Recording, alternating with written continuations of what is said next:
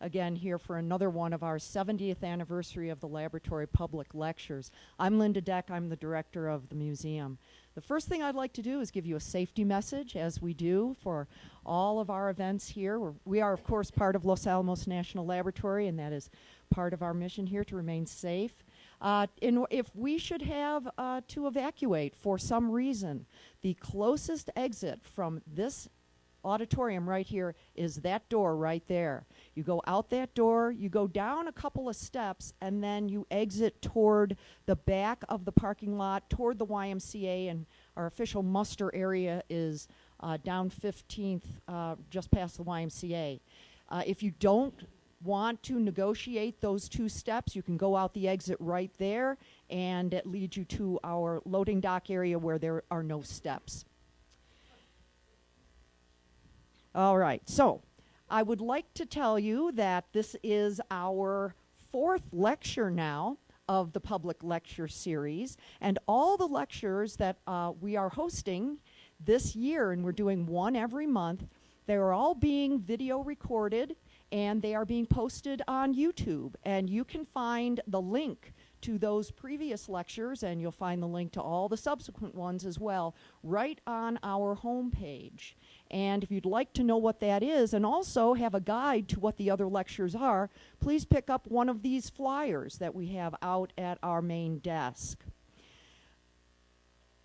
The next lecture will be Wednesday, May 8th, and it will be on the early social history of Los Alamos.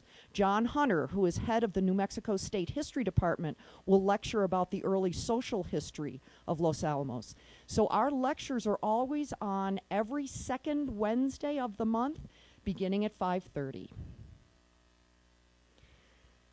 So at this point, actually, I'd just like to thank my colleague, Alan Carr, who's sitting in the audience. He's the laboratory historian, and he and I had a great time putting together this entire slate of lectures for you this year. So thank you again, Alan. Good to see you here. But now I'd like to introduce the person who will introduce our speaker tonight. Yes, we're going to have a whole series of them. I'd like to introduce Colonel Select Kelvin Townsend. He's currently working as an Air Force Fellow here at the laboratory. He's been here for nearly a year, and his assignment will end in May, so if you want to chat with him, you better do it really quickly. But before coming to Los Alamos National Laboratory, he worked at Minot Air Force Base in North Dakota. So, he's enjoying it here. Colonel Townsend, thank you. Thank you. Well, it's my pleasure to, introduce our featured speaker tonight, Colonel Paul Tibbets IV. He's the commander of the Air Force Inspection Agency at Kirtland. They're responsible for the independent evaluation inspection of the Air Force. He's a 1989 graduate of the Air Force Academy. He is a command pilot with over 3,800 hours in the T-38, the B-1 bomber, and the B-2 bomber. He has the Defense Superior Service Medal, Distinguished Flying Cross, and the Bronze Medal. Ladies and gentlemen, it's my pleasure to introduce Colonel Tibbets. Thank you. I hope Linda stole my notes. It is great to be with you tonight. Calvin, thank you. Alan, Linda, I appreciate the opportunity to come join you for this special series you have going on right now. So thank you very much for asking Angela and I to come out. And hopefully I have some interesting things to share with you tonight. On behalf of my boss, who is the Air Force Inspector General, it's a pleasure to be here with you and not talk too much about Inspector General business, I promise. But I will give you a little flavor for what Calvin told you about as far as my current job is or goes. But then we're going to take a step back in time, talk about airplanes, and then I know many of you want to hear about this man called Paul Tibbets Jr., whom I happen to be related to, and we'll talk a little bit about him as well. I'm going to play a video for you, so just bear with me for just a second as I try to bring this up. Hopefully it will work. And I'm going to talk over the video because the sound is not something that we're going to play for you. But the video is very interesting, and this is a B-2 bomber. Is it playing now? Okay, let me see if I can drag this down. Is that good? I know, and the guys in the back are going to play this over for us on the tape. So while this is playing, I thought I'd tell you a little joke. Is that good? So enjoy the video. You don't have to look at me. Just watch the flying, and it's not a joke. It's a real story. I wouldn't tell you anything that's not true. Remember that. Remember that tonight. All right. No matter what I tell you tonight, it's at least 10% true. Okay. So this video was produced by Northrop Grumman. It's a fantastic display of some of the capabilities of the B-2 bomber that I'll talk about later tonight. So once upon a time, I guess I'll start out that way, there was this young man, a fighter pilot. Remember, I am a bomber pilot, right? Okay. Fighter pilot who was visiting a base that he was not assigned to. And he'd never been there before, and it was in a very small town, much like Whiteman Air Force Base is in a very small town in Knob Noster, Missouri. So he was visiting Whiteman, and he was just there for a few days, but needed to get a haircut, like many of us do in the Air Force. You know, we want to stay sharp, looking good. So he was there for a few days, but figured he'd take advantage of the time to go ahead and take care of that. So he went down to the local barber in the local town to kind of figure out what was going on, and found out that there was only one barber in town, very small town. So only one barber that was available or that could give haircuts, and so he made an appointment with him because he wasn't available at that time. Well, during that time, a couple other folks had passed through to see the barber in their routine daily activities to get their haircut, and one of them happened to be the single local pastor. And this man had been in the community for 20s of years, many, many years there, serving the community in a pastoral role, was well known by everybody in the community. The pastor and the barber knew each other very well. So he was there basically just getting another haircut like he had over and over again in many times past. So he walks in, and he and the barber strike up a conversation about the community, and they get a little sentimental. And the pastor says, I really appreciate the work you do to the barber for our community. You've been cutting my hair, my kids' hair. Many generations have come to see you. And so I just want to tell you thank you. And so the barber, not to miss a chance to say thank you, kind of returned the favor, and he got a little sentimental too. And he told the local pastor, you've been serving our religious needs for this community for many, many, many years, and I just can't tell you how much I really appreciate it. And so that went on for a few minutes. The haircut finished, and as on his way out, the pastor went to pay the barber, and the barber said, you know what? No charge today. That never happened before, by the way. No charge for this haircut because of all the work that you've done for our community. I just want to tell you thanks. And the pastor was truly taken aback. He walked out, and so the barber went out on his day, and everybody kind of pressed on. And the next morning, as the barber was coming in, he was thinking about what a great day it was visiting with the pastor. And right there on his doorstep was a stack of Bibles with a little note from the pastor. The barber, as he looked at that little note, and it said, from the pastor, thank you very much. I enjoyed our meeting yesterday, and because of your generosity, I wanted to leave you with some Bibles that you could use to provide for your customers, maybe to meet some of their religious needs, and just keep them in your shop. And the barber was really very appreciative of that. So the day went on, and the local sheriff came in, and the sheriff and he kind of got into a similar conversation. I mean, we're in a sentimental week right now. And so at the end of that conversation, after the sheriff told the barber how much he appreciated him, and the barber told the sheriff how much he appreciated him caring for the safety of the folks in that small community and how he cared for them year after year after year and took care of them and protected them, the pastor or the barber again said, you know what, because I appreciate so much the work that you've done for our community, no charge for your haircut. Now the sheriff didn't know anything about what happened the day before, totally surprised. Walked out, and so just thought, man, what an awesome experience. The next morning, the barber came back in, and no kidding, right there on the doorstep of his barber shop was a stack of donuts from the sheriff. And it's not even the punchline yet. And the barber just thought, man, and a little note from the sheriff that said, I know, kind of cliche-ish, right, donuts, but just want to tell you thank you. Maybe you could leave some of those. Is it over now? Yeah. So cool video? Yeah. Cool video? All right, let's turn that off now. And I'm going to finish the joke for you because I know you guys are really into this joke right now. So. And so I just want to tell you thank you, and maybe you could provide some of these donuts to your customers throughout the day just to let them know how much we appreciate it. So this is really cool, right? And now it's time for our little young fighter pilot to show up. Remember, I am a bomber pilot, right? Okay, so the fighter pilot shows up for his haircut, and he and the barber get into the same kind of conversation, back and forth, and the barber really was just moved by what had happened with the local pastor and the local sheriff, and he told this young man, young fighter pilot, thank you very much for what you're doing. And he was very sincere. You're serving our country. You're putting your life on the line for the freedoms that we all enjoy and helping defend those freedoms. And this young man, fairly new to the Air Force, was kind of taken aback. He's like, wow, this guy's really moved by my service. I mean, I love flying airplanes, and I'm a fighter pilot, so everybody loves me, but this is really cool.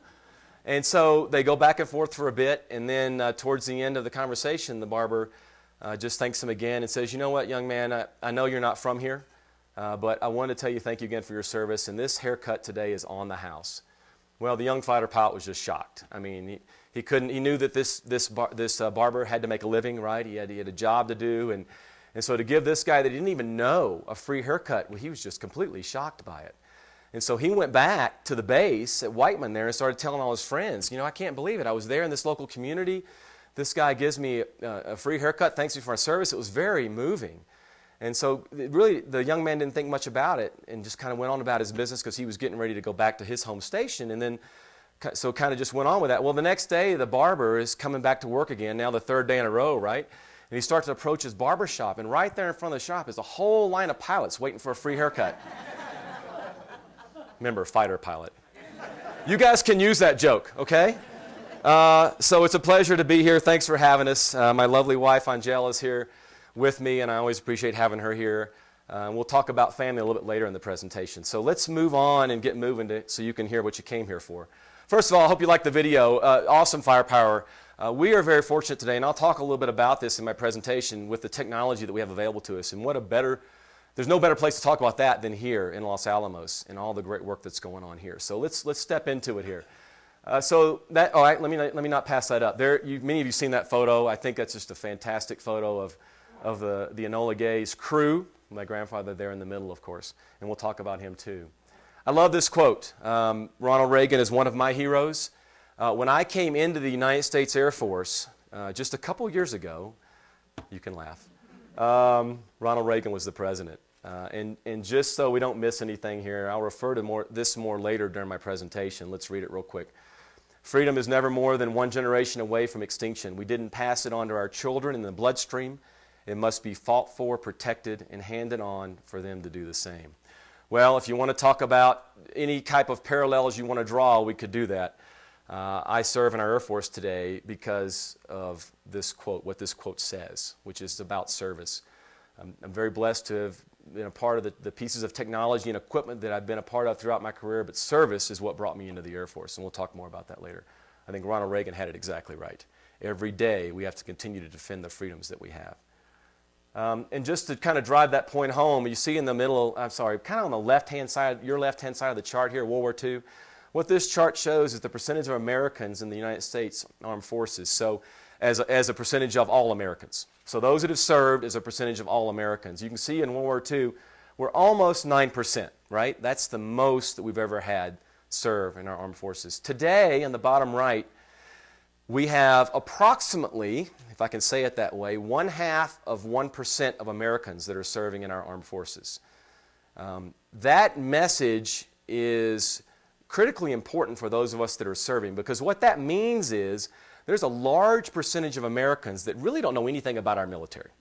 And it's not that anybody did anything wrong, it's not that there's a problem, but it's a reality that only 0.5% of Americans are serving in our armed forces, all of our armed forces, not just the Air Force, all of them.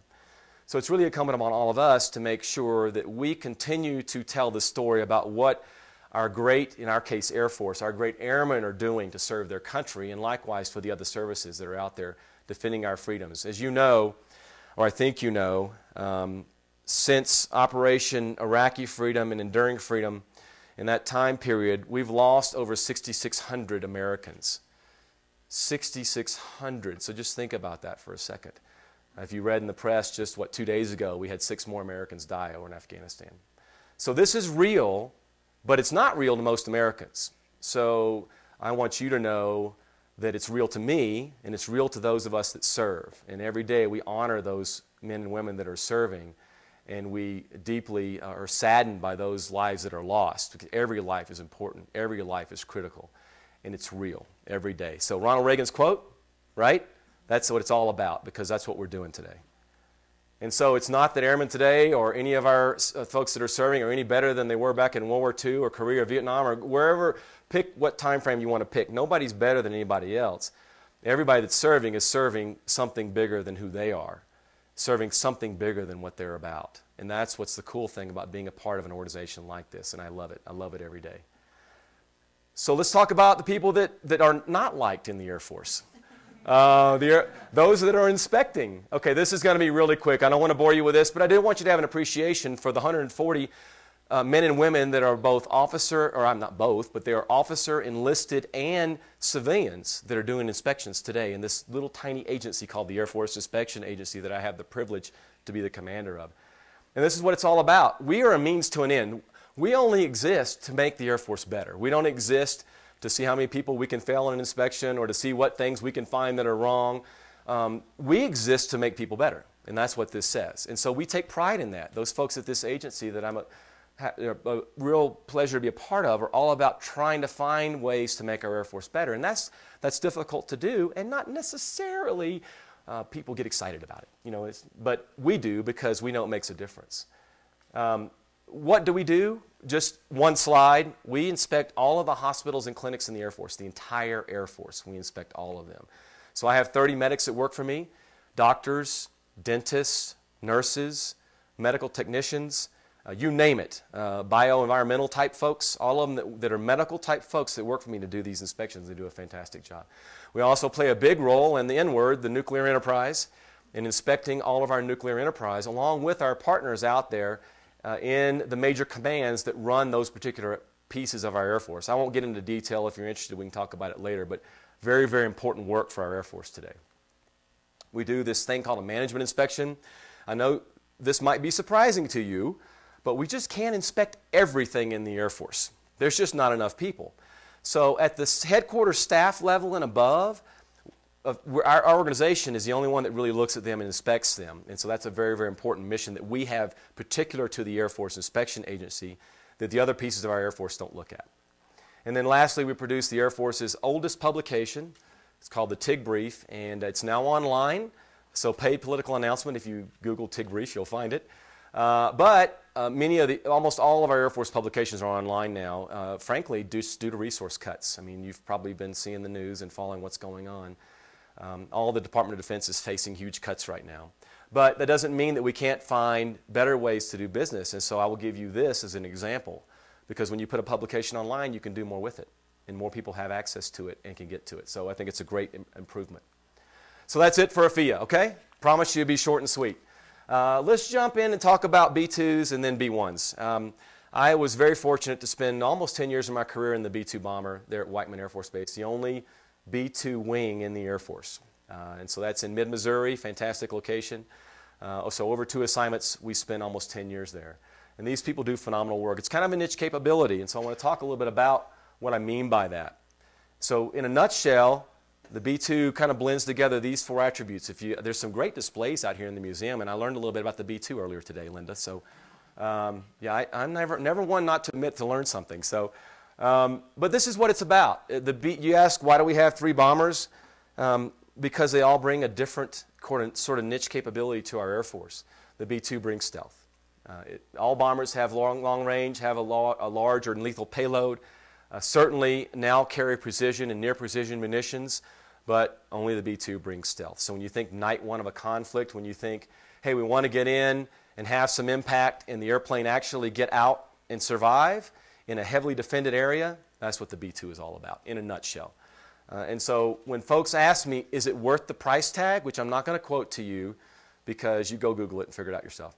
But you know, technology is expensive.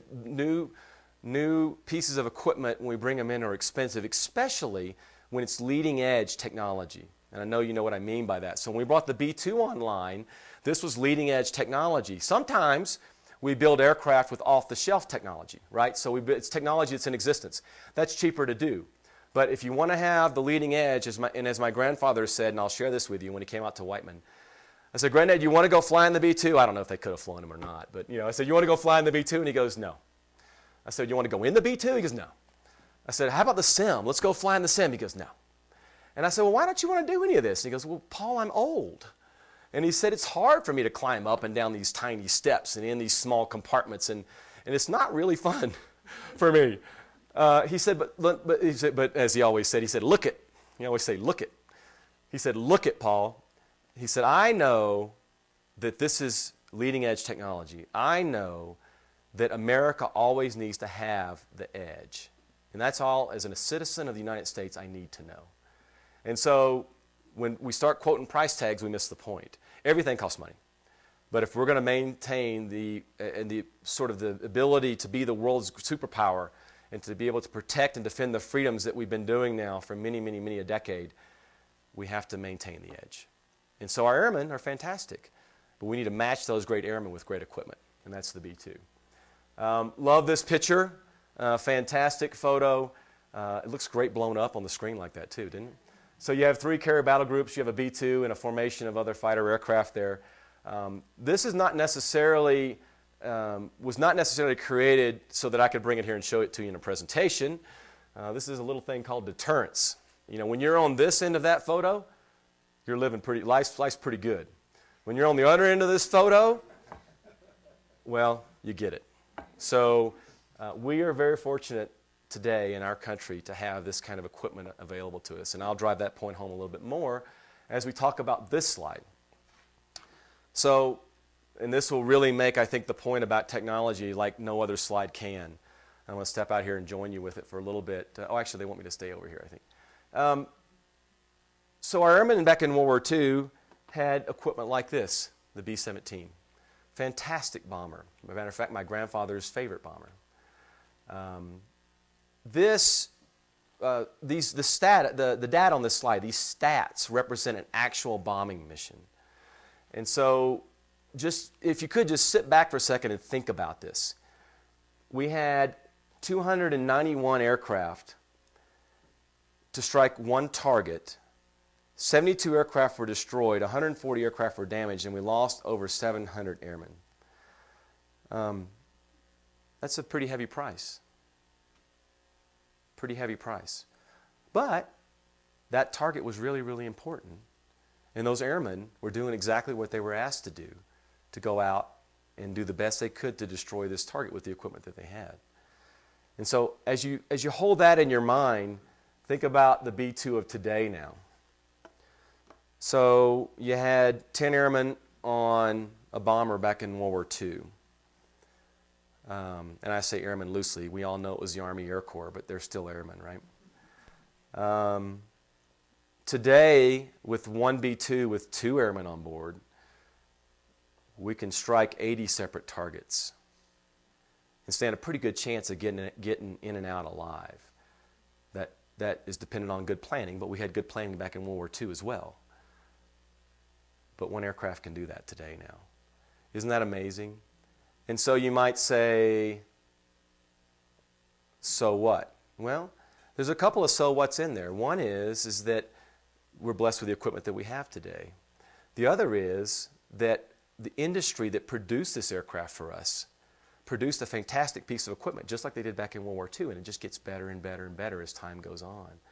And so the airmen that have the privilege of employing this particular piece of equipment today, really we owe a big thanks and debt of gratitude to all of those folks out there that aren't in the military that built this, that designed this. Because we give specifications to industry, they figure out what to build, how to build it. And so that's amazing when you think of it. And so when you hear in the news today about our industrial base being affected by the budget cuts and sequestration, hopefully this will give you a different perspective on that, because it does for me.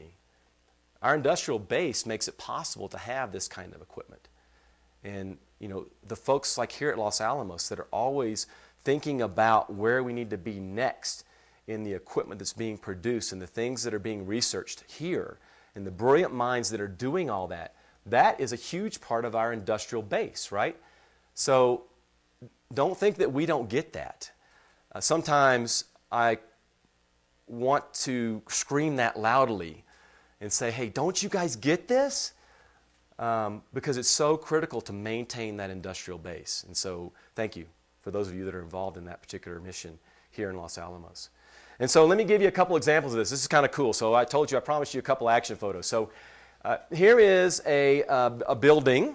It happens to be in Iraq, and it happens to be a palace. And it was a target during Operation Iraqi Freedom. You see where the arrows are pointing. We're going to talk about effects-based air power. So this is post-strike. So is the building still there? Well, yes, of course it is. That's a rhetorical question. You know, back in World War II and even afterwards, up to the point where we had precision munitions, it was all about dropping bombs and really blowing up things, right? I mean, because that was the technology we had. Today we have precision munitions where we can get at the specific effect that we're looking for without necessarily leveling a building, if I can just use that kind of term loosely like that. And so that's why we say here transforming the present. The building's still standing because, frankly, we don't want to level the building. It's a good building. As a matter of fact, we use this building later. So we don't, and what happens sometimes when we blow up buildings? We go back and rebuild them, right? Americans. So we don't want to do that either. So what we wanted to do was achieve a certain effect. And so now I'll show you the next slide. You'll get at what I'm talking about. We wanted to stop what was happening inside the building. This was a communications facility, a command and control facility. So if you could stop the ability for this building to be used for command and control and achieve the effect you need, then that's what you're really looking for. This is the kind of weapons we have today. And the B-2 and our other bombers and other fighters now, but all can carry these types of munitions. So amazing, amazing technology. And so put it all in perspective for you. Now, this is Whiteman Air Force Base. So before I build this slide, we're not blowing up Whiteman, okay? This is just for pictorial purposes to drive the point home. When I was flying the B-2, this is what it could carry. So one B-2 could carry 16 weapons and strike 16 separate targets. So you see that build there? So that's kind of what it looked like. Not that we're blowing up Whiteman again. But here's today's B-2. One B-2 carrying 80 weapons. And so I'll let this build.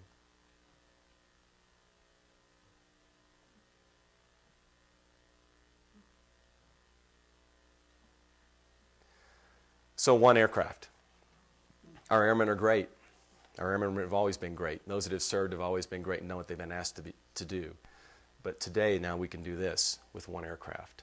Amazing, amazing capability that's provided by the taxpayers. All of us, I pay taxes too. It's provided by the taxpayers, built by industry, and handed to the United States Air Force to execute a mission that can only be done in this particular case by this aircraft. So think about that compared to World War II and the thousands and thousands of bombers that we built. Today we have 20 of these. 20. Okay, so let's talk about the B-1 real quick. I was very fortunate to be stationed in Southwest Asia, and I was the vice commander of the 379th Air Expeditionary Wing in Southwest Asia. And all of those aircraft around that patch there were part of that wing. The commander was Brigadier General Randy Key, phenomenal leader. Felt very blessed to be working for him, and he was a mobility pilot. So a couple of the aircraft we had there were mobility aircraft. We also had B-1s there, and I was flying that in addition to serving as the vice commander of the wing. Amazing. I just want to share a little bit about, because you may wonder, well, what's going on over there? And back to my previous comment about only 0.5% of Americans, you get that. Well, I want you to know about this particular base, because it's phenomenal what's happening over in Southwest Asia. This base has 6,000 airmen, but almost over 11,000 total joint coalition combined type folks serving in this location. But one base flying in the heat of Iraqi freedom and enduring freedom, in the heat of that whole time frame, was flying 30% of the sorties, another word for flight, but 30% of the sorties flying into Afghanistan and Iraq out of this one location. So if the word that comes to your mind is strategic location, then I would agree with you. Very, very important location. And you can see the other bullets there. Let me just show you something else. So here's the missions out of that base. So we had air refueling, we had airlift, medevac, critical mission right now, taking care of our wounded. And then, of course, ISR, intelligence, surveillance, and reconnaissance, and the B-1. So I'm going to talk a little bit about the B-1. So the guy second from the left on the slide there is the old guy. That's me. And you laugh, but I really am. Because the rest of these guys are captains and majors. You know, these are young aviators that are doing fantastic work over in theater for us, flying these sorties. And just to put it in perspective for you, we only have 3 B-1 combat squadrons. B-1s are flying missions 24/7 over there right now. So if you're in a B-1 combat squadron, every 6 months out of every year and a half, you're going to be deployed over here away from your family. 6 months out of every year and a half. Or said a different way, you're deployed for 6 months, home for a year, deployed for 6 months, home for a year, over and over and over and over and over again. And you're flying missions like this that I'm going to talk to you about here in a second every third day or so, and each mission is about 13, 15 hours. So amazing work these guys are doing. You want to talk about what the limb fact is in today's Air Force? It's not our equipment, it's really the human, because we keep demanding more and more and more from the human, and we're human. So it's difficult on us, but these guys are doing fantastic work for us. So I want to tell you about two different types of missions that are being flown over there to give you a perspective of where we've come with the B-1 from when I was a lieutenant, just a little bit younger than the other three guys in that photo, to today. So when I came in the Air Force, and I call this the pre-Angel stage, so this is before I met Angel, I received a B-1 out of Air Force pilot training, and so I was up at Ellsworth Air Force Base in Rapid City, South Dakota. Many of you may have been there up to see the Black Hills. Mount Rushmore, Crazy Horse, which I don't know when they'll finish that, but I think it'll take another several decades, but phenomenal work going on Crazy Horse right now. And we stood on the arm of Crazy Horse, too, during a Volksmarch one time. I was flying B-1s. This was the Cold War. So this is back in the Cold War when we were sitting nuclear alert 24/7, and all of our energies were focused on that mission. Very different than today. This B-1 today is no longer a nuclear platform. It does not carry those weapons anymore. It's completely conventional, and that wasn't really envisioned as being a main mission for the B-1 when Reagan brought it back after Carter canceled it. It was all about the Cold War and that mission. And so you might think, well, okay, that's kind of cool, but said a different way, we thought for a number of years that the B-1 was just going to be retired, because we thought, well, that's not really what the B-1 was built for. But airmen, in their ingenuity, figured out ways to adapt the airplane to the current fight. And so let me give you a couple examples of the way the aircraft's being used today in Afghanistan. One is an intelligence, surveillance, and reconnaissance platform. There are crews on station, as I mentioned, 24/7, and they're on station providing video feed coverage to our ground troops via a laptop, much like this one, from a sniper pod. And a sniper pod, for those of you that have heard before, might think, well, that's on a fighter, isn't it? Well, it is on a fighter. It's also on the B-1. But it wasn't part of the design or development of the B-1. As a matter of fact, it's attached to two hardpoints on the side of the airplane that were built to carry nuclear weapons for the Cold War. But now it's attached to the side of the airplane, and it was an urgent operational need, basically from stop to stop, from when somebody said, you know what, we need to give the B-1 a mission where it can provide video feed to our combat troops on the ground. Can we do that? To 2 years later, it being on the airplane. That's airmen working with industry to figure out a way to make it happen. And so now B-1's on station, flying missions over there 24/7. When we're not dropping bombs, because we don't drop bombs all the time, only when we need to, we're providing a very effective resource to our Army and Marine folks on the ground via this sniper pod, both day and night, because it's infrared. Can't see through clouds, but short of that, it's always providing this coverage to those folks on the ground. And so there's many a mission. I flew 20 combat missions when I was over at Al-Udeid in the B-1, where the whole mission, and it's 8 hours time in country, providing coverage, that we would be providing video coverage during that entire 8 hours. Now, you might think, well, don't we have other assets to do that? And the answer would be yes. But we don't have any assets that can perform in an ISR-type role that then, having identified some insurgents that are threatening our ground troops and putting their lives at risk, can then turn around and come back and alleviate that problem as well, if you know what I mean. It's still a bomber, and it can still drop bombs. Now it can do 2 missions very, very well. And that, to our forces that are in what we call a troops in contact situation, when their lives are in danger, and they don't have time to wait for another asset, or there is no other asset that can reach the parts of Afghanistan where our troops are in danger, because many parts of the country are only covered by the B-1, only, that can operate in that kind of fashion where we can save lives and free up our forces and those coalition forces to be able to continue their mission over there. And so what I want you to take away from that conversation is the B-1 in the Air Force is performing a support role to our combat troops on the ground, 100% support role. Maybe just to put it to you in plain text, it's not about us. It's about our folks that are in harm's way on the ground every day, that we can go out there and help them out. And so that's one example that I share with you. Now, the other example I'll share with you is another mission that I flew.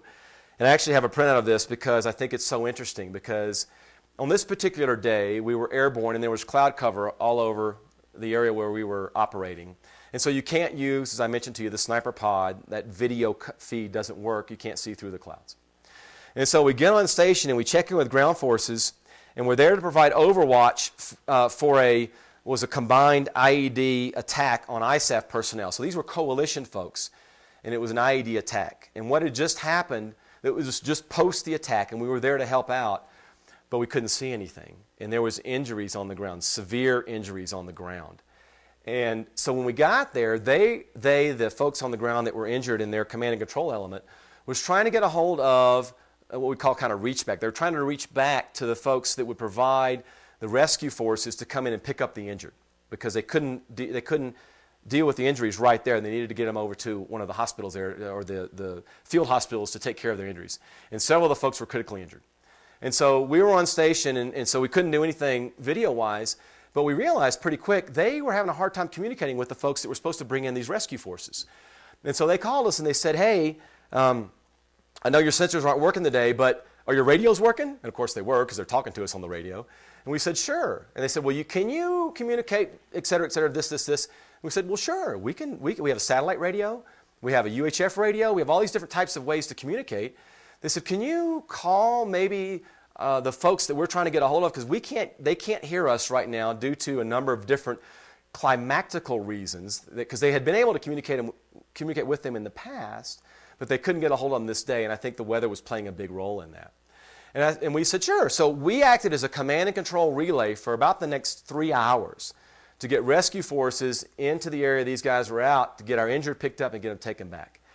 And so really, as this summary says, the B-1 enabled and expedited a medevac while it maintained a critical armed presence overhead, because when you have a bomber overhead, you may not be able to see it, but you can hear it, and the enemy can hear it.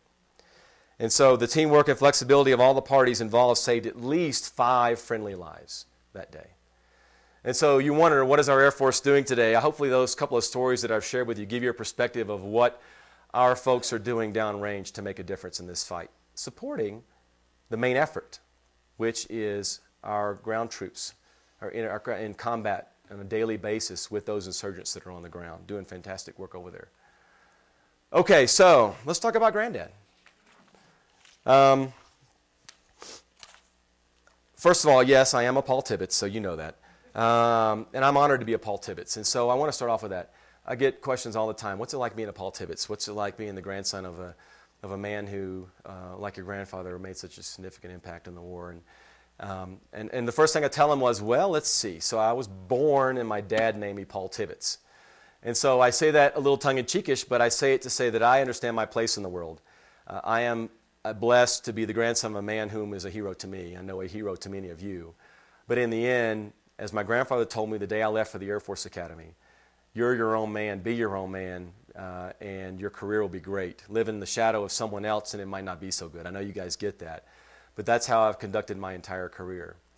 To the extent that for many years I wouldn't talk about my grandfather because he told me not to talk about him. They said, don't talk about me, because people will know you through me anyway. So don't give them the chance to have some negative opinion about you because of me, which I didn't quite get at the time as a youngster. Just now of understanding a little bit more, but let me tell you how this came to a head. So I'm at a school for Air Force colonels, and it's a week-long school. And about halfway through the school, a friend of mine, a colleague, a peer, walked up to me and he said, so how come you never talk about your grandfather? And I looked at him and I go, I mean, you ask me a question, I answer your question, that's talking. And he goes, no, you never really talk about your grandfather. And I go, well, and I kind of relate to him what I just relayed to you. You know, it's not, I respect my grandfather, I honor my grandfather, of course. As a matter of fact, when he was around, it was a mutual respect, because he would talk about the current airman serving today, and you could see the pride in his face, and of course, his own grandson serving, meant the world to him. But all of us look at them, that generation, those heroes, and that means the world to us, created the environment and the conditions that we are fortunate enough to be serving in today. and the country that we're fortunate enough to be defending today. And he said, okay, Paul, so don't take offense by this, which I didn't. He said, but your grandfather's dead. And if you don't talk about your grandfather, who's going to talk about your grandfather? And so that was sort of one of these, turning points. It was kind of a turning point for me. I go, that's a good point. And secondly, it's that it sort of gives the impression that maybe I wasn't honoring his service, which couldn't be any further from the truth. So that's why I want to talk about my grandfather today a little bit, because it's an honor to talk about him, and it's not about me. I mean, I'm here as a messenger to share some stories with you. First thing I'll share with you is, why did he end up flying anyway? This is a Waco 9. Many of you may have seen one of these before. Maybe you've had the privilege of flying in one. I have not. This is a kit-built one here. I think it'd be kind of cool to fly in. This is what hooked my grandfather. Back when he was 11 years old, all he wanted to do was fly, and he was bitten truly, and this is his words, bitten by the flying bug. I mean, all he wanted to do was fly. So he used to hang out at a local airport just waiting for anybody to give him a free ride, anybody.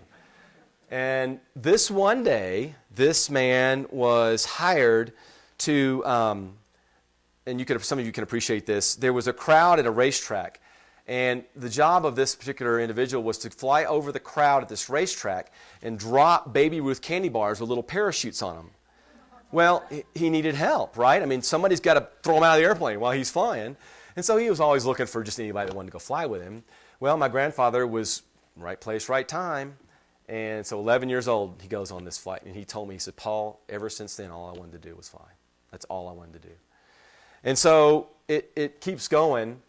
I'm going to fast forward a little bit in his life, because after that he goes to school. And if you want to hear some more stories about how his father was displeased with his career choice, ask me in question and answer. We can talk about that.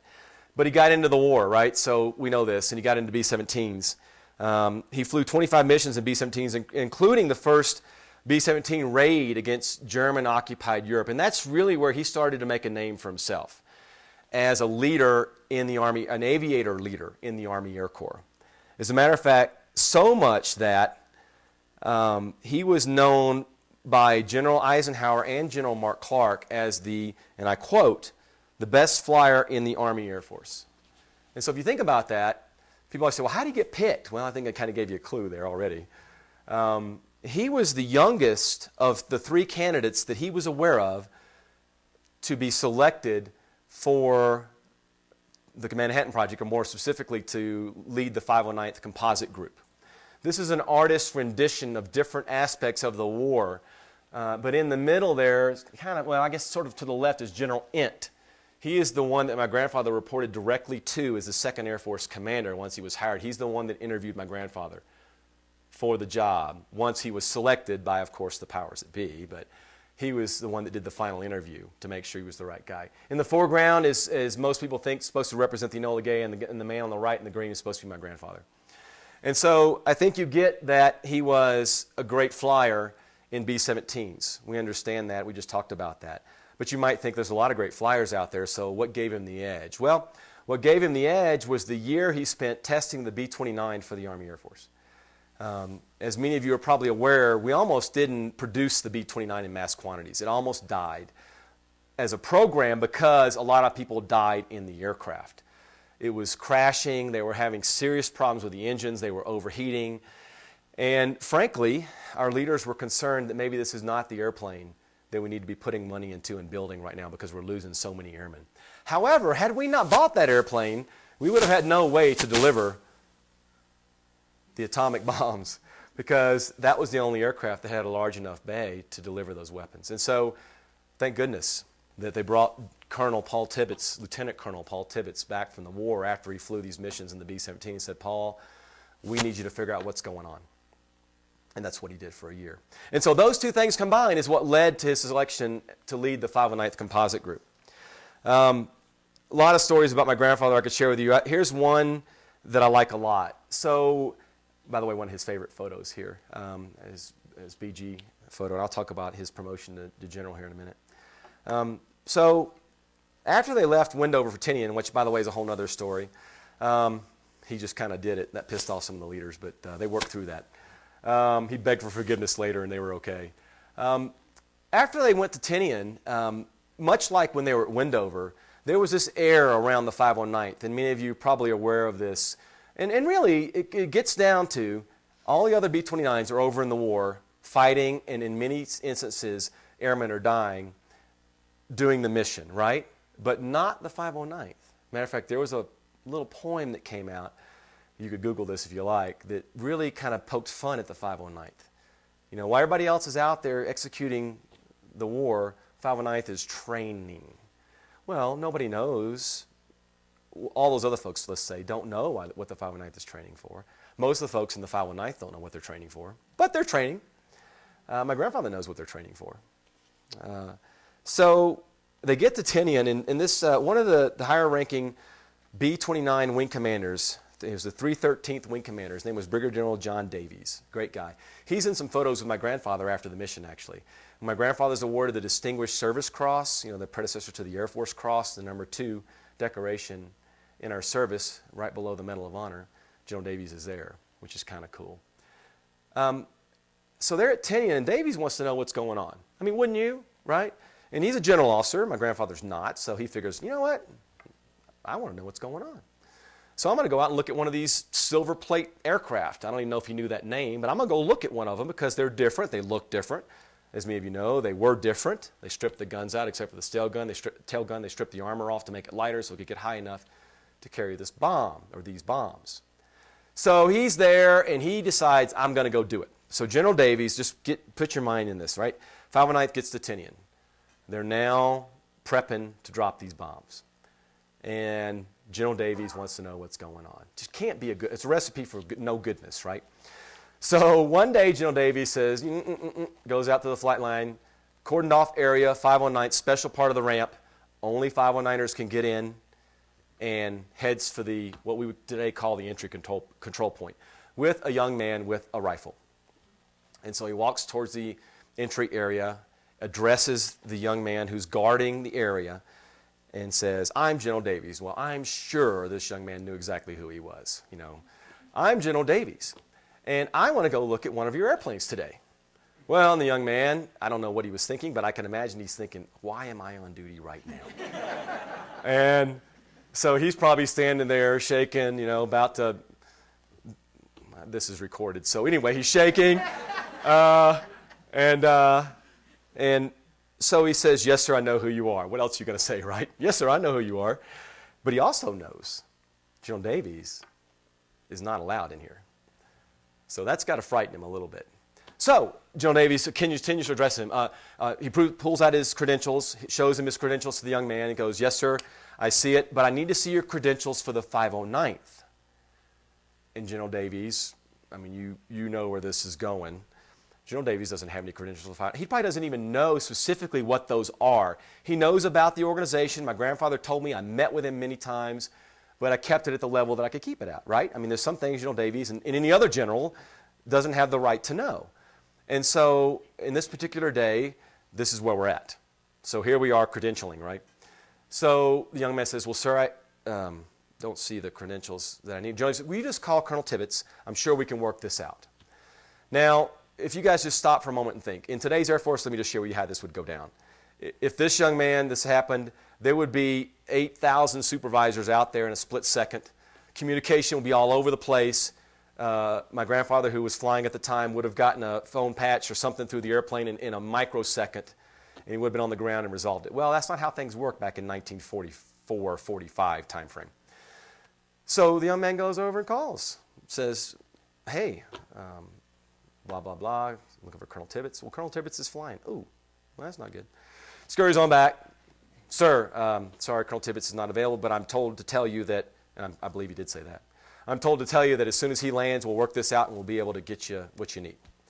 Well, again, I told you it is a brigadier general, right? So General Davies was like, well, you know, I got a lot to do today, young man, and I just want to go look at that airplane and then I'll be out of your hair.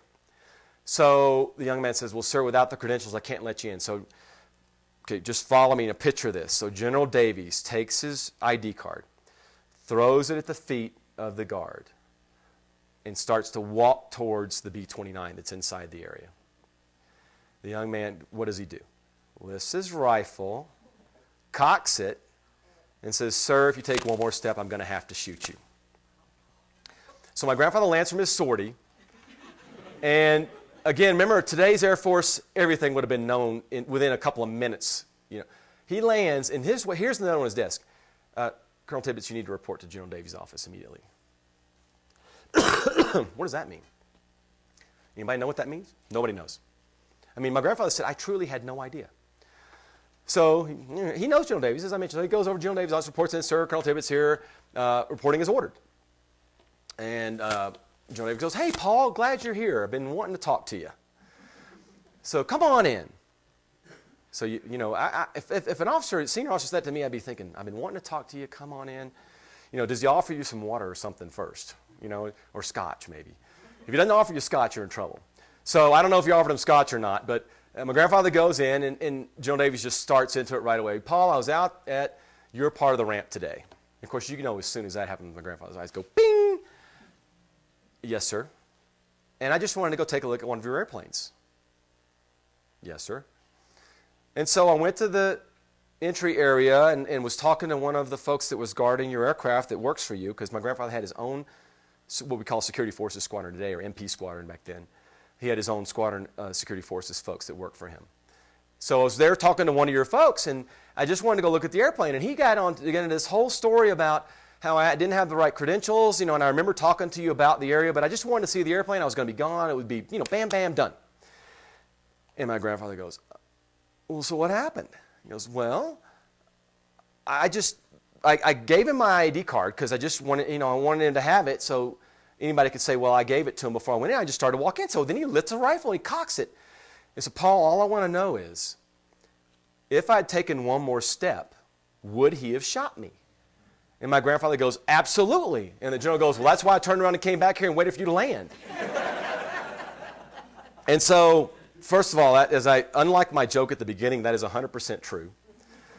Secondly, that's the kind of man my grandfather was. And his people knew that he had their back. I say it's no different today.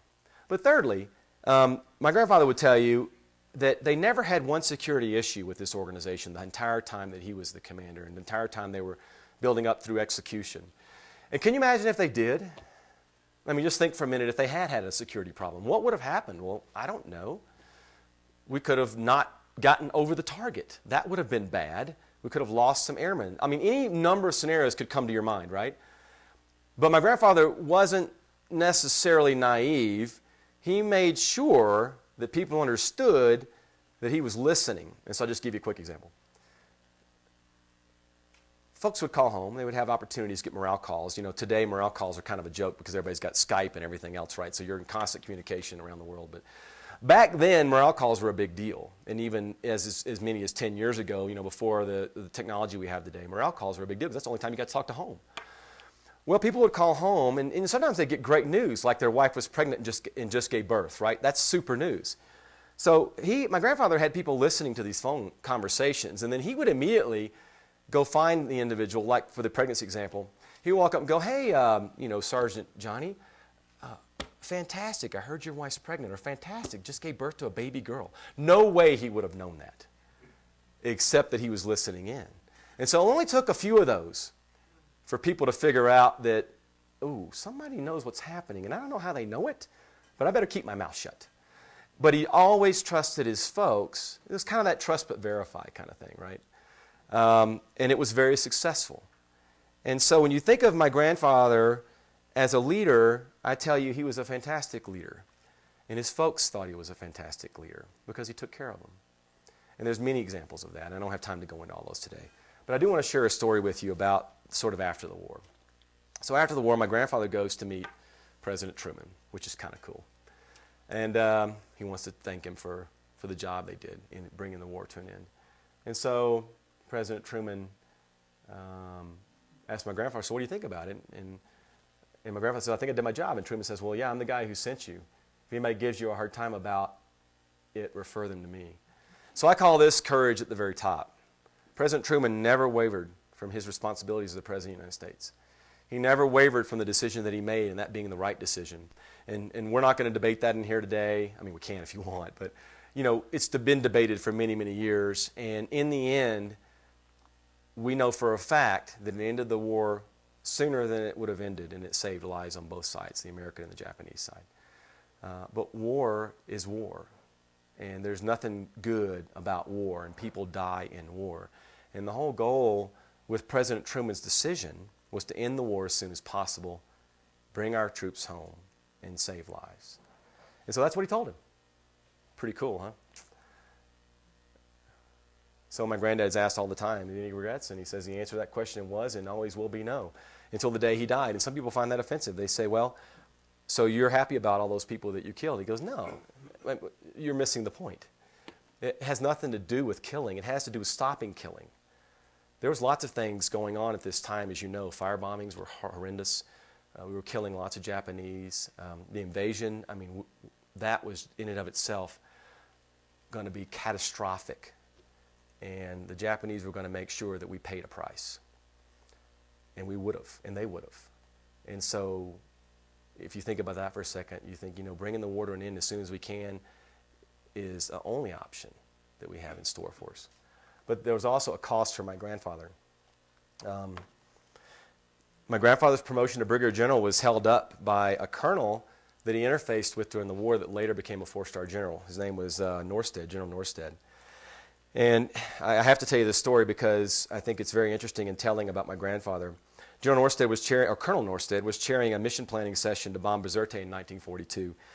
And they had bombed Bizerte before. It's not the first time. Huge losses. And they were coming at low altitude.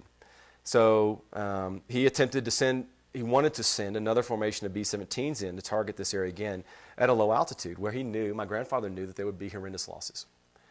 And so my grandfather basically said, well, that altitude is too low.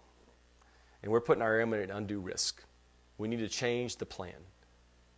And after a back and forth between Lieutenant Colonel Tibbets and full Colonel Norstead, Colonel Norstead said, I don't know if he said Paul, he probably said Lieutenant Colonel Tibbets, thank you for your input. We're going to press with the plan as briefed. And so my grandfather, this is courage now at a lower level. We had courage at the top. My grandfather, who kind of was known for saying what he thought, let's put it that way, said, okay, sir, got it. We'll press with your plan. I'll lead that formation if you'll fly as my co-pilot. So the rest, and this is a true story, the rest is history. The altitude was changed, the aircraft and the man were saved, and the raid was very successful. But General Norstead got his revenge. And so as long as General Norstead was in the Air Force, he was going to make sure my grandfather didn't get promoted. And he, in fact, did make sure he didn't get promoted. Until 1959, when he was no longer in the picture, and General McConnell, which McConnell Air Force Base is named after, was a mentor of my grandfather's, pushed his promotion through and got him promoted to brigadier general. In his will, my grandfather specified that he wanted neither a funeral nor a headstone to mark his resting place. He wanted to be cremated and his ashes scattered over the English Channel because he didn't want to provide a staging ground for protests. And so you think, was my grandfather, did he ever regret what happened? No. Did his crew ever regret what they did? No, of course not. They felt like it was the right thing to do to bring this war to an end. Did President Truman ever regret it? No. However, there's always a cost. And anytime you're involved in something like this, there'll be other people that see the world differently than you do. And so my grandfather, the cost for him was not necessarily living with it. He had no problem living with it, but then dying the way he did with that kind of a little bit of a bitterness about the way the rest of the system sometimes viewed this and the way he was treated by General Norstead. But he would tell you if he was here, he said, I wouldn't change a thing. He said, we did the right thing and we brought that war to an end. So there he is with the young Tibbets. There's a younger one. There's Jelly. You know, we all serve out of a passion, as I mentioned to you in the beginning, to really serve something bigger than ourselves. But there's a cost with that, too, to our families. And also, any of you who have served in the armed forces or even any other careers, you know the sacrifices that we all make in our careers. You know, my wife gave up her nursing career to raise our children, and she homeschools them. She gave up the ability to have some kind of stability and just follows me all over the world, which is kind of cool at times. We lived in Belgium and Rome, so that's kind of fun. But she does it because she knows that I love this job. I view it as a calling, not a job. I view it as an opportunity to give back to a nation that has given me and all of us in this country so much. And I view it as an opportunity to leave it better for our kids as much as we can in what we have to control. So I absolutely love it. And thanks, honey, for your part in keeping this thing going, keeping this train moving. So we can't do it without the support from home, especially when, when we're deployed, we're away, we're working, you know the story. But then the kids also pay a price. And our little munchkins, that's Paul V up there with all the hair. I've tried, trust me. I've tried. He loves the hair. And, they're okay. They're moving along, getting along too. But what all the opportunities that they've had too, eating lunch in the Eiffel Tower was kind of neat. I looked at them and said, you guys, this is a few years ago now, so they were young. I said, you realize you're in the Eiffel Tower eating lunch? And they go,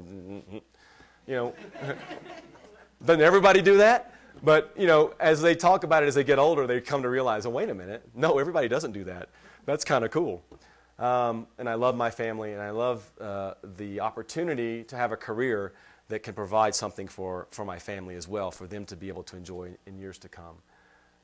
And so, it's somebody said, well, it's a legacy. You're following in your grandfather's footsteps. And I would say it differently. I would say I've chosen a career field the same as my grandfather chose, but I chose it for different reasons. He chose it to fly, and aren't we glad he did? I chose it to serve because that's my passion, and I love service. And so he did this. This is a painting by Ronald Wong that honors that legacy. The Enola Gay in the background, which started the 509th Composite Group. And then at the time this was done, I was flying the B-2 in the late 90s at Whiteman Air Force Base in the 509th Bomb Wing, which, of course, is today's current 509th with lineage back to World War II. But we all have an opportunity to leave a legacy. My legacy is not my grandfather. He has his own legacy, and I just love what he did for our country and those that he served with in that entire generation. My generation, has its own legacy that it's leaving today, and those that serve in any capacity, wherever we're at, we have the opportunity to leave another legacy ourselves. And that's really what it's all about. It's about the legacy that you leave. And then my son has, my grandfather, when I told him I'm naming him Paul Tibbets V, he goes, why do you want to do that to that poor boy? And I go, well, I said, didn't my father ask you? He goes, nope. So I didn't ask him either, by the way. I just told him. There was no other option. We had to put it in a prenup, and Angela and I'm just kidding. So it's and this is a little thing I'll leave you with. It's the soldier, not the reporter, who's given us the freedom of the press. It's the soldier, not the poet, and you can put airman, Marine, whatever you want to put in place there. It's the soldier, not the poet, who's given us the freedom of speech. It's the soldier, not the campus organizer, who has given us the freedom to demonstrate. It's the soldier, not the lawyer, although I love lawyers today because they keep me out of trouble. And I have one that works for me, who's given us the freedom to demonstrate. It's the soldier, not the lawyer, who's given us the right to a fair trial. It's the soldier who salutes the flag, serves under the flag, and whose coffin is draped by the flag. I watched over 300 fallen warriors come through in the year I was there. 300. Most of them came through that particular location because it was a stop on the way back to Germany and then back to the United States, where proper respects could be paid by the family of that fallen warrior. And every ceremony, I got choked up, as you can imagine. Every ceremony was another opportunity to pay respects to someone who paid the ultimate sacrifice. I've never had an experience like that before, and I hope I never have one again. But I was very, very honored to be a part of honoring those that have ended up paying the ultimate sacrifice to defend what we all enjoy today. And so I will tell you that all of us that serve know that that's a possibility, that it could happen. Those of us that serve also know that a day we don't have to fight is the best day, right? A day where we don't have to go to war is the best day. And that's why technology, so I'll bring it all the way full circle for you. That's why technology is so important. That's why maintaining the edge is so important. That's why maintaining an effective deterrent is so important. Because when a deterrent is no longer effective, then woe be it to that country, individual, state that's on that end, because now that means that we may have to go to war again. And so I appreciate the work that happens here in this particular area and all across our nuclear enterprise to maintain an effective deterrent. We can't ever sacrifice that, because that only leads to badness. The fact that we have nuclear weapons, we can't undo, and we should never apologize for that. We have them. But as long as we have them, we need to be the ones that are the leader in that area. I get that, you get that. But it's such an honor to be in that particular enterprise. So thank you for your time today. I know I've talked a little bit longer than you wanted, Linda. But let me see if anybody's got any questions. Do you want to do that, Linda, or just be done because I talked too long? Okay, sir. You showed 80 precision weapons could Yes. take out 80 spots around White in the Air Force. Yes, sir.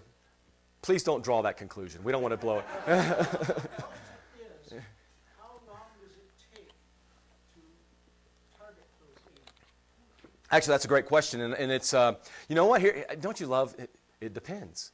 We have two different options, sir, to the way that targeting works. One is to take off with a pre-planned mission, where they've already been planned on the ground, and that is imported into the jet. The second, there's actually three. The second is that we take off with no pre-planned targets and we program them in flight, which is probably what you're asking. And then the third is it be programmed while we're in flight by somebody on the ground, and they literally beam us the mission in flight and we load it. The first and third are the best, because you have outside people looking at those coordinates and making sure that the fingers are typing in the right things. The one in the middle is the most realistic in a dynamic scenario, which is where we are today in Afghanistan. And so I will tell you, it takes minutes. It depends on the type of target, what you're programming. We have built shells and those types of things that we can use to kind of fill in the data. So it kind of depends. But it takes minutes to program a set of bombs. I don't want to get into too much specifics since I know where this is. Other people will be watching this. But I will tell you that it happens relatively quick. Is that fair? It's a good system. And because we have all those different options, depending on what's available to us, we can, let me put it this way. Remember the scenario I gave you where we're providing coverage to our ground troops, and then we need to come back around and strike a particular target? We can do that in a handful of minutes. Sir? I was just going to ask how many flyovers it would take, or if you do it in one shot. One shot. Yes, sir. And that depends, too, on what you're looking at, but when we're programming, we do it in one shot. Yes, sir.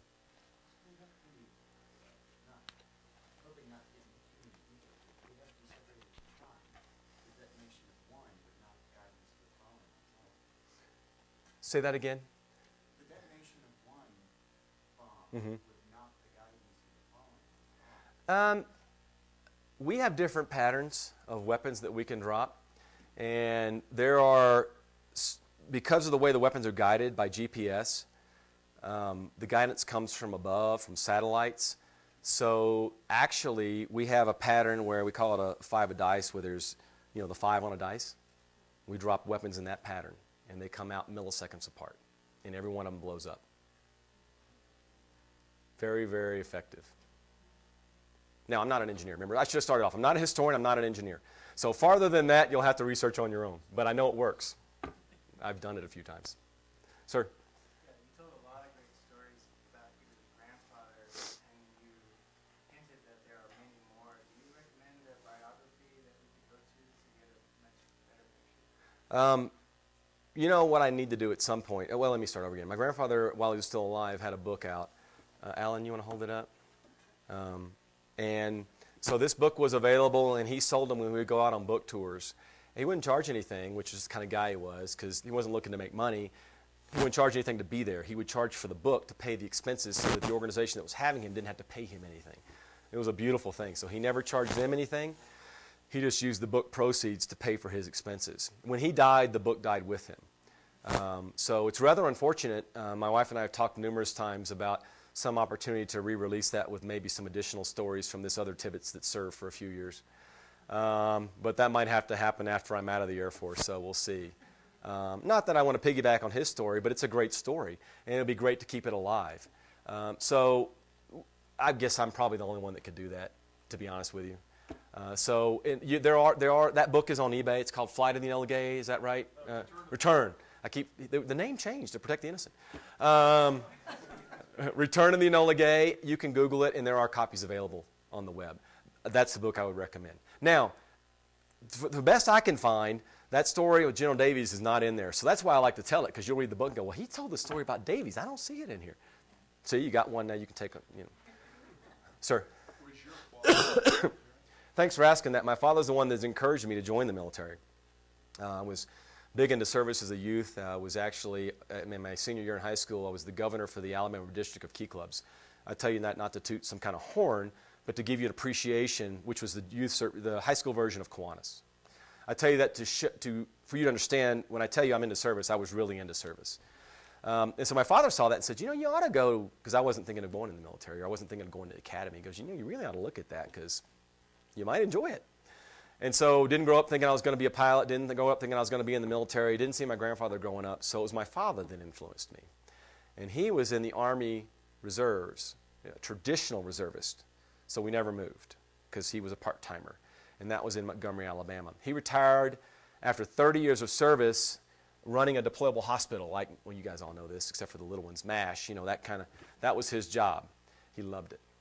I think he would have been a great active duty type, but that's not the route he went. He wanted to fly, but he couldn't. His eyesight was really, really bad. And back then we didn't have these nifty surgeries we have today, so there was no chance that he was going to be able to fly. But thanks for asking, because he really had all the impact on my life. I honestly didn't know about much of my grandfather's experiences growing up, because my father didn't talk about them that much until after I got in the military. And then my wife and I actually spent more time with my grandfather and our kids. So those little Munchkalalas you saw up there do know something about their grandfather, because they have met him and spent some time with him. So I'm very grateful for that. Yes, sir. Thanks for asking. Any other questions? Ma'am? I don't know if I should ask you this or not. Oh, give it a shot. When I was in Guam, I saw you two on a military tour. How fast would it take for that plane to get to North Korea?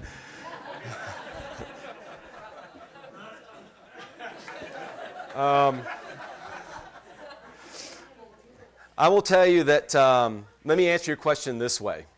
The B-2 it's a stealth aircraft, which means it wasn't designed for speed. So our bombers are typically, other than the B-1, it does have a supersonic mode to it, are more flying at the speed of modern-day airliners. That's the kind of speeds that they fly at. So to keep it unclassified and keep me out of trouble, that's kind of what we're talking about. So you could do the rest of the math.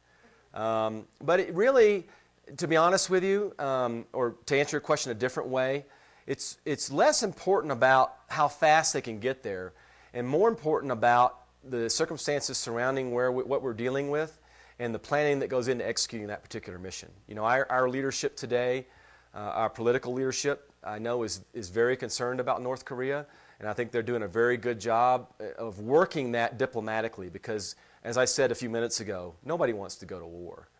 And we all firmly, wearing the uniform, believe that. If we don't have to go to war, that's a win. That's a win. So what our political leadership, like President Truman, decides, when he decided we're going to go drop a bomb, no military guy decided that. There was a lot of military guys against that, I'm sure you know. It says it right out here on the wall. I was reading it today. But we know that. So that's why I think our system is so great, because we have the politicians, my commander-in-chief, ultimately, and his advisors, they will make that decision, and they'll determine what we need to do, and then we'll go execute. And we do a great job of knowing that when we have to go do something, about planning it properly and executing that so that it can be successful. So how's that answer to your question? Okay. Is that okay? I'm good? Okay.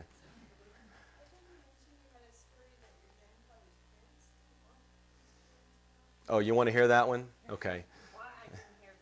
She wants to know the story about what my grandfather's parents and how they felt about him entering the military. Okay, yeah, actually, it's actually not that long, so thanks for asking. So my grandfather's father, so put yourself back in that generation first. So we're back in the pre-World War II time frame. Grandfather was born in 1915, right? So that's when he was born. He died in 2007, so he was 92 when he passed away. So when my grandfather was in college, his father had great plans for him to be a doctor. He was going to be a doctor. His father decided he was going to be a doctor, and that's it. So my grandfather went to 2 years of school and then got accepted to medical school. And of course, because that was the plan. So he went to medical school and then he quit. And he signed up for aviation cadets, which is what was called back then, to fly. Called up my grandfather and said, hey, basically, so I quit college and I'm going to go fly airplanes. And so my grandfather told him in so many words, okay, Paul, well, I've paid for your education, I bought you cars, I paid for your expenses. Don't ever call and ask for anything else. And so truly, that cut off the relationship between my father and his father, my grandfather and his father. His mother then said, Paul, you do whatever you want because I know you'll be good at it. Hence, what's the name of the airplane? His mother. So that's the story. And it's true. They did talk later, but that relationship was never the same after that. And people get over things. So it wasn't like he was written out. I don't know if he was written out of the will or not, actually. But it wasn't like he disowned him. But for a time period, my grandfather thought that was the case. So, we have to make our own decisions as adults. And my grandfather said, this is the right thing for me. I know it is. And I hate to say the rest is history. It's kind of cliche-ish, but the rest is history. Guys, thank you very much for your time today. I really appreciate it. I'll stay after a few minutes if you have questions, and have a great night. Thanks for coming. Thank you.